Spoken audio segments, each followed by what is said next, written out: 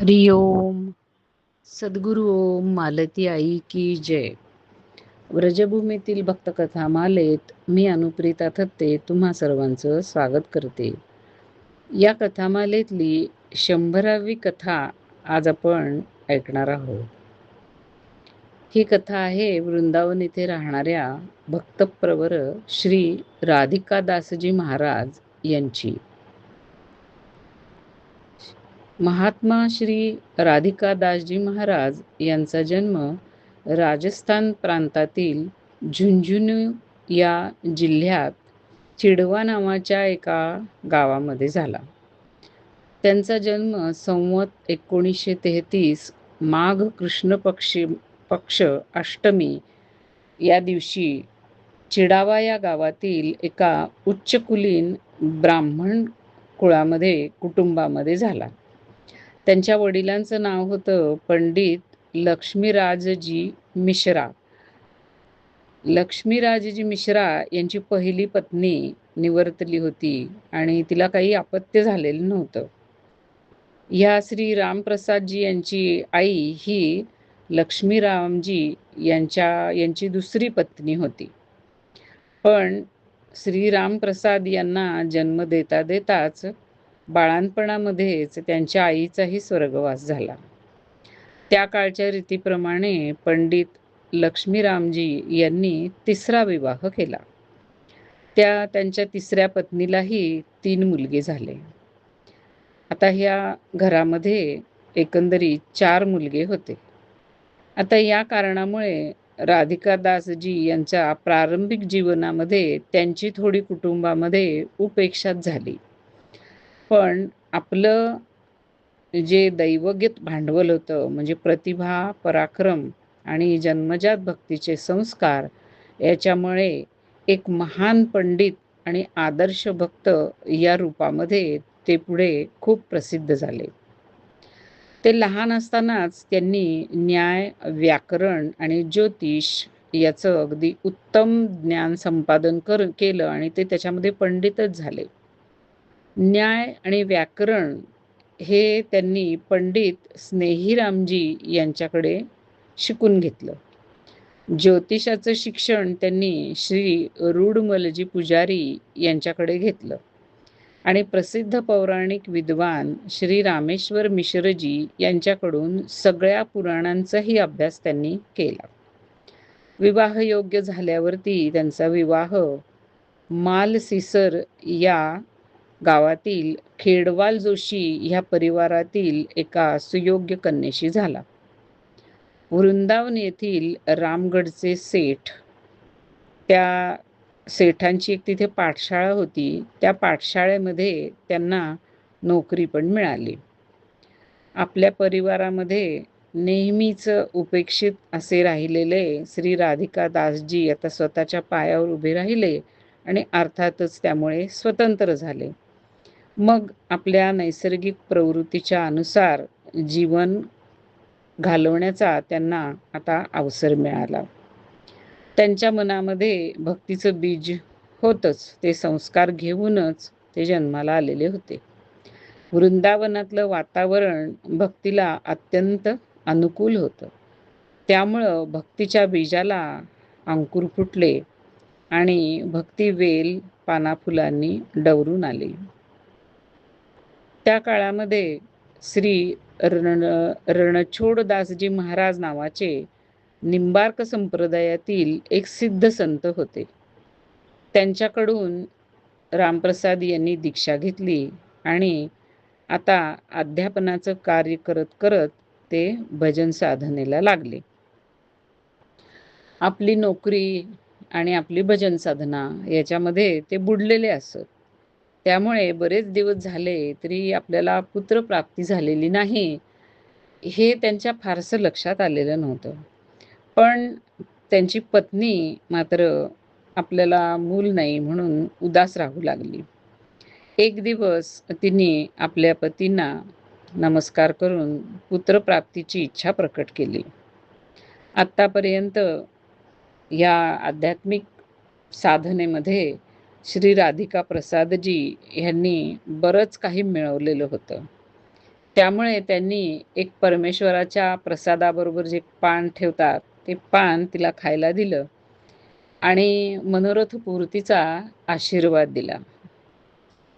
पान खाल्ल्यानंतर आता त्या पत्नीला काय नियम माहिती असणार आहेत. तिला एखाद्या वेळेस ते तिखट लागलं असेल किंवा तिला सवय नसेल खाण्याची. तिने बरचसं खाल्लं, पण त्यातला एक थोडासा भाग तिने तोंडातून थुंकून टाकला. ते पाहिल्यावरती राधिका दासजी हे चिडले आणि ते म्हणाले, की "तू देवाच्या प्रसादाचा असा अपमान करायला नको होतास. हे बरोबर केलं नाहीस तू." आणि असं म्हटलं जातं, की पत्नीच्या ह्या अपराधाच्यामुळेच त्यांना जो पुढे मुलगा झाला, श्री नंदकिशोरजी, त्याच्या वाणीमध्ये थोडासा दोष राहिला. पण वाणीमध्ये थोडासा दोष जरी असला, तरी एक परमेश्वराच्या प्रसादाने पुत्र झालेला होता. त्यामुळे नंदकिशोरजी अत्यंत भक्तिमान आणि खूप हुशार होते. काही दिवसानंतर श्री राधिका दासजी यांना परत चिडावा येथे जावं लागलं. त्याचं कारण असं होतं, की तिथले सेठ श्री रंगलालजी सेक्सरिया यांचा आग्रह असा होता, की तुम्ही इकडे या, आम्ही तुमची सगळी सोय करतो आणि इथे तुम्ही इथल्या मुलांच्यासाठी एक संस्कृत पाठशाळा चालवा. त्यांचा हा आग्रह बरेच दिवस असला तरी फारसा तो मानला नव्हता राधिका दासजींनी. पण त्यांचे जे गुरु होते, शिक्षा गुरु म्हणजे ज्यांच्याकडे त्यांनी शिक्षण घेतलेलं होतं, त्या श्री स्नेहीरामजी यांनी त्यांना आज्ञा केली.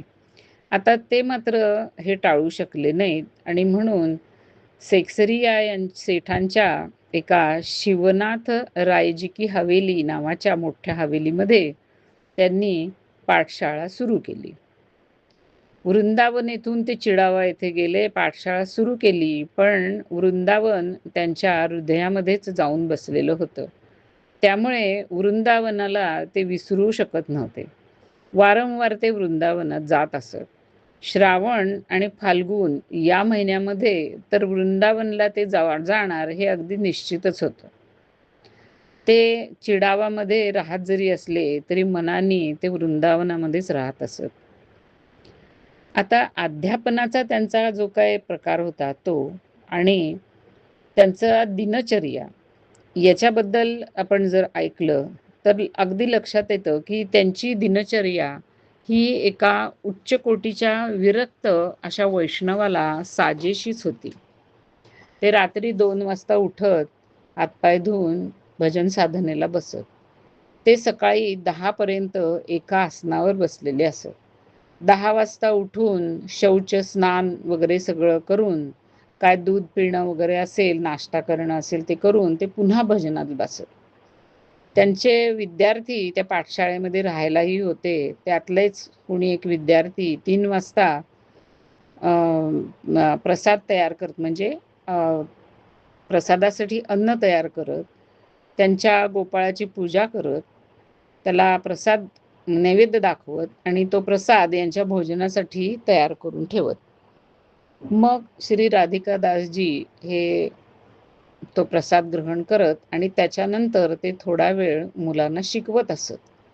आत्तापर्यंत ते कुणाशी काही बोलत नसत आणि प्रसाद घेतल्यानंतरच ते आपलं मौन सोडत असत. समजा या काळामध्ये जर काही विशेष कोणी विचारलं तर लिहून किंवा मग संस्कृत भाषेमध्ये बोलून ते त्याचं उत्तर देत असत. अशा प्रकारे त्यांच्या भजनामध्येच जास्त वेळ जात असे.